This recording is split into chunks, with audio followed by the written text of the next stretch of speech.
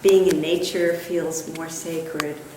Having rituals and special moments with family has a different quality to it.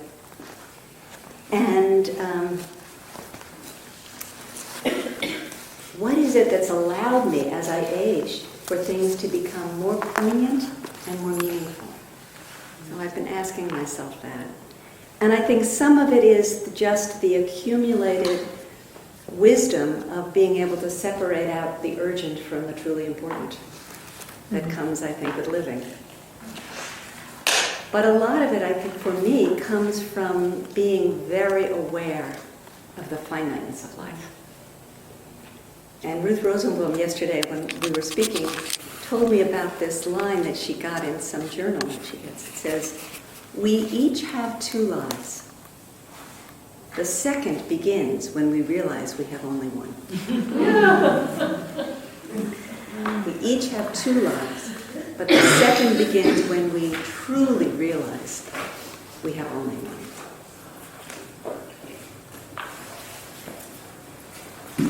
In addition to life in general becoming more sacred, for me the endeavor of being a therapist has truly become much more sacred. And maybe it's because I know that I don't know everything now. I'm more aware that I'm not going to have the answer, so that I can kind of be more in a being mode than in a fixing or doing or mode. For me, therapy has always sat, even when I began it, I was confused about the difference between the psychological and the spiritual. And I always felt that therapy was the intersection where they met. But in the last years, that demarcation of where the spiritual begins and the psychological ends has gotten erased. And for me, the whole territory feels very sacred. I was traveling recently, and I met someone where we had a real meeting, and she said to me, "Can you tell me what your personal spiritual practices are? What's your practice?" And I paused, which we know how to do when we're asked a question like that from focusing on. And many things came to me to say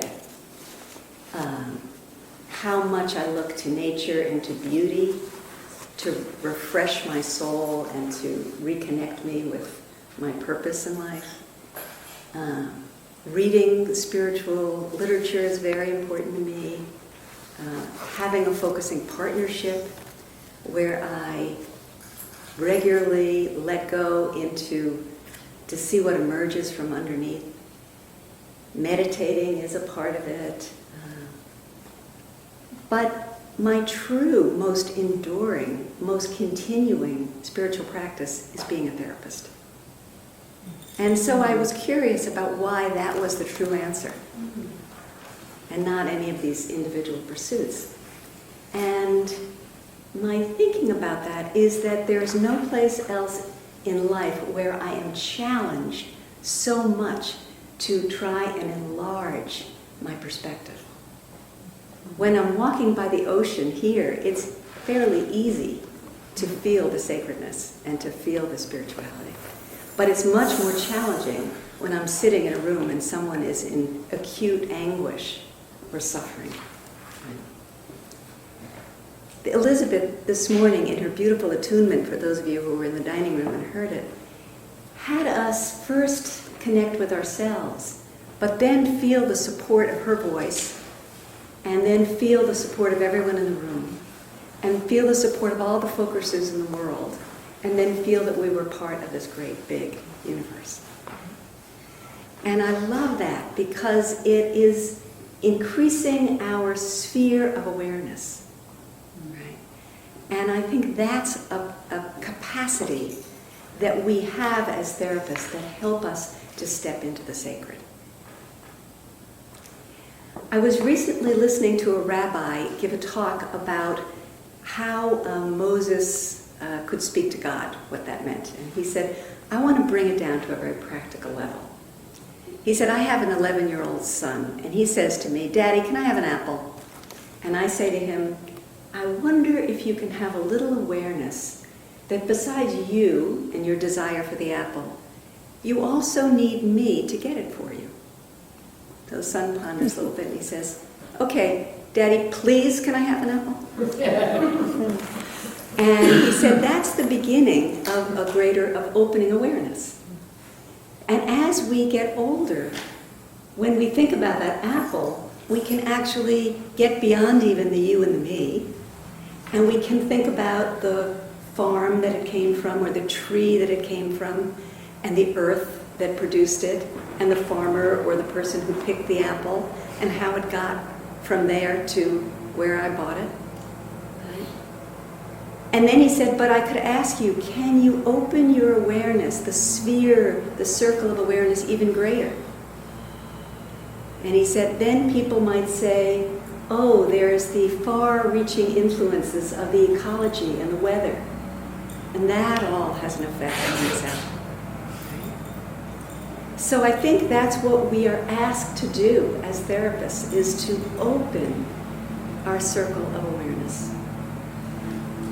And we have a wonderful vehicle to do that, because focusing really invites us to wait in the presence of the not yet speakable and be receptive to the not yet formed.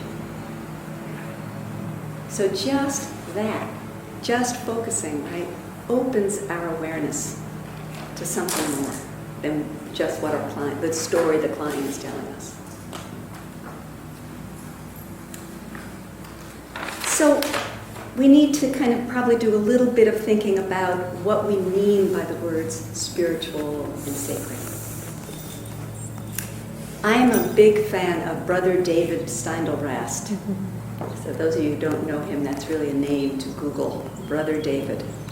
He has a wonderful website and wonderful YouTube videos, and he's an incredible teacher. Can you say his name again? Brother David Steindl, S-T-E-I-N-D-L, and then separate word Rast, R-A-S-T. And he says people get the mistaken notion that spirituality is a separate department of life, the penthouse of existence. But rightly understood, it is a vital awareness that pervades all realms of our being.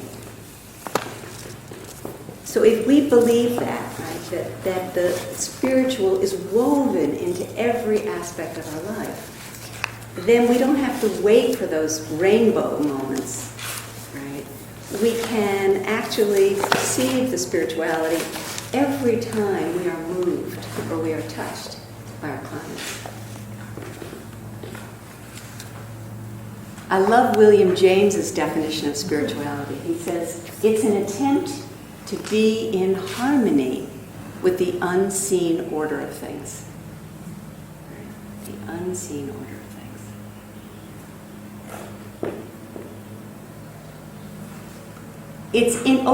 We know that it comes up mostly, we can feel it mostly when people are in intense grief, right, or in enormous pain.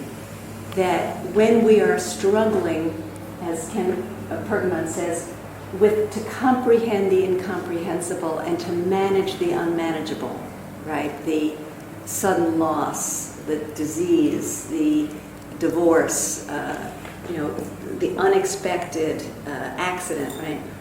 Those kind of send us to the spiritual. They send us to the questions of why me? How did this happen? What does this mean? But we actually don't have to only find the spiritual in those moments. We can find them in very ordinary moments with our clients if we have that lens that Elizabeth helped us find this morning to open to the more. So today, this is really going to be a workshop in the sense that I am going to invite you to find and discover a moment when you were with a client, or if you're not a therapist, with another person, where it felt to you like you were very moved and touched. Chronological time kind of stopped, and it felt like something that you would call spiritual or sacred broke through in that moment. But I'm going to begin by telling you some moments in my therapy life, because I think that might connect for you. So the first person I want to talk to you about is someone I was deeply connected to. I knew that this woman had enormous spiritual perspective herself, because when she came to me with pancreatic cancer at age 39, and she was an athlete and a business executive who was a very spiritual person. And so I knew it because the first couple of sessions I introduced clearing a space to her because she was so overwhelmed by the challenges that she had with her health. And when she had the experience, she said, "Oh, so that's what it's like to take off a very heavy overcoat that I don't need to ever put back on again." So she really was a natural focuser.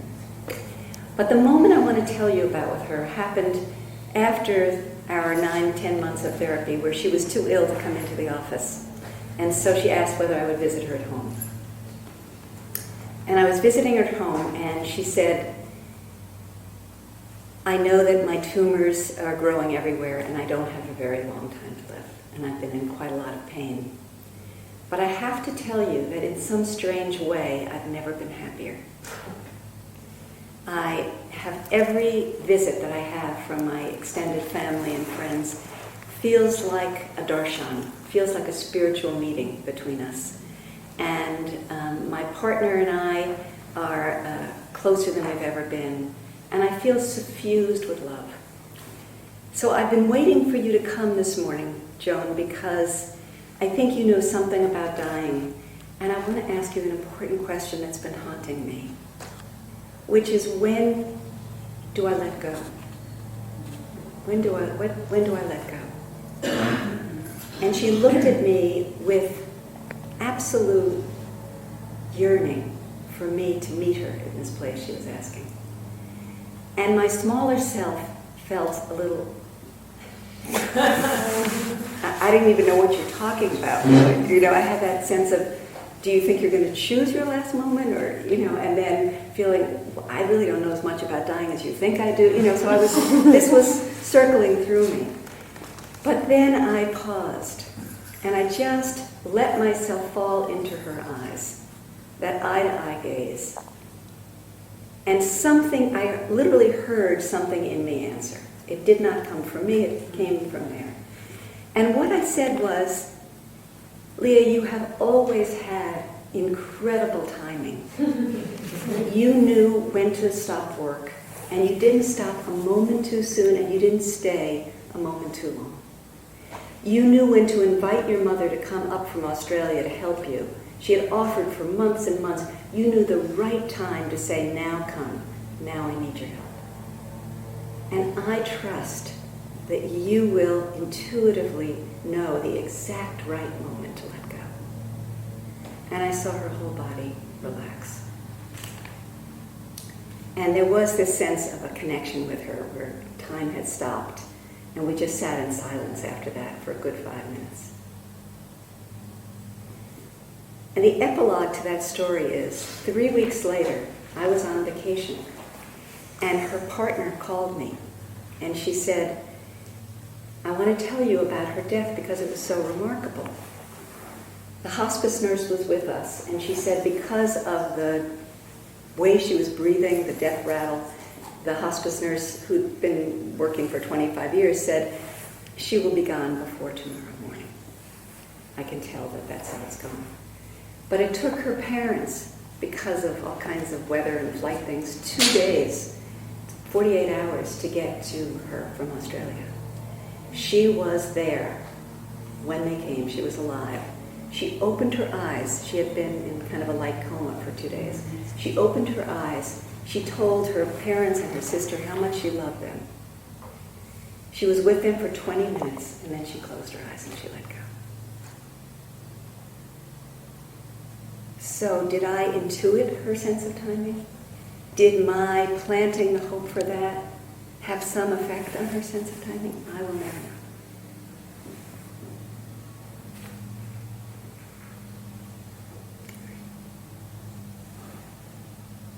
So I'm really feeling her presence with me right now. And what gifts she gave to me. So that's an example that's pretty extraordinary, because she was in an extraordinary moment of of life when we had that moment of meeting. But I want to give you other examples too that have a different tenor to them. So the second one is a woman who's 31, and she has been talking to me about her quest to find her right work that she's really called to do. And I had even suggested in some previous therapy session that she might consult a career coach to kind of figure out how her gifts could meet the needs of the world better. And was sort of on that level. But this day, she came in and she was really in a state of great shame. And tears are streaming down her eyes. And she said, everyone says to me, you're so lucky that your husband earns a good living, so you can really just follow your bliss and find your passion. And she said, as if I'm supposed to know what that is. I don't know what my passion is. I was trained as a movement therapist, but this work I've been doing with on the front lines with multiply problem families is just draining me. It's not really, I don't feel like it's bringing out the best in me, but I don't know what to do. And we sort of opened up this shame, and she went back to her childhood, and she remembered that as the second daughter, everything her sister did, her mother invited her to do. So her sister was a dancer, so she took dance lessons. Her sister was an artist, so she took art lessons. But no one had ever listened to what her calling was, what her interests were, right? So I said, of course right now, how could you know? You've never been really asked or invited to listen to what brings you alive. And that definitely, I could see that helped the moment, but the more was needed. And I sat there, and I had seen her for a couple of years, but I had never shared very much anything personal. And I just felt compelled to share a story from my life.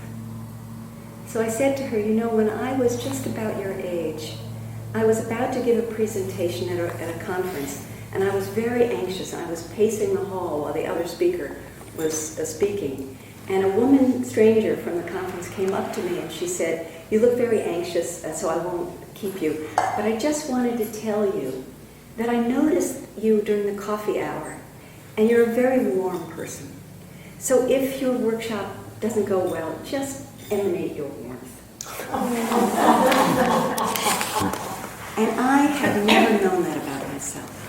I thought I was a people pleaser, but I didn't. I only saw the negative aspect. I didn't actually see that as something that I could love. So I shared that with her, and I said, it's so hard in our culture we know what our deficits are and our weaknesses, but it's very hard to know what our gifts are and what our strengths are. So, of course, how can you know? And the tears were streaming, but this time the tears had a different quality to them. They no longer felt like tears of shame. They somehow felt like tears of recognition, of being gotten, of being known. And when she left, she made a special point to say, thank you for telling me about your story. Right? That it really meant a lot to her. And there happens to be an epilogue to that story, unusually so, which was about a month later. She came in and she said, you know, I told you every Wednesday evening I go to a restorative yoga class and how much I've liked it. And I said, yes. She said, but this time it was 9 o'clock at night, and it was a warm September day, and I realized I had never felt so fully myself as I do when I'm doing that restorative yoga. And then she said, it came to me like a note of music. Bing! This is something I might get trained to do. That I might take my movement training, but not work with people who are suffering, but work by teaching people restorative yoga. And so she found her calling, and she is following that calling. It was a true calling.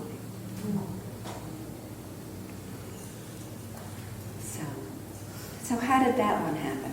Something in me, who I do not share from my personal life very readily, but something in me knew that that was what was needed in this moment of meeting.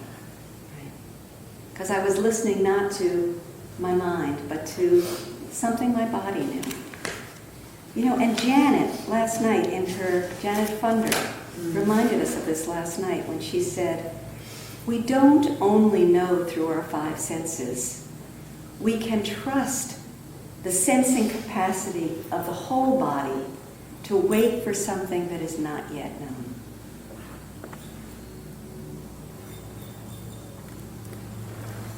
So that's a second example, and maybe some of your own examples are beginning to come up for you.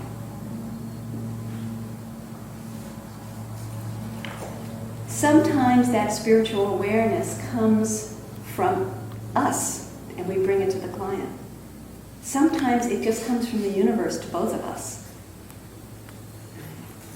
And sometimes it can come from the client to us, right? Something they're bringing in opens the world for us, and then we can be there with them in that. So I want to share an example that feels more like that. And maybe you just pause for a moment.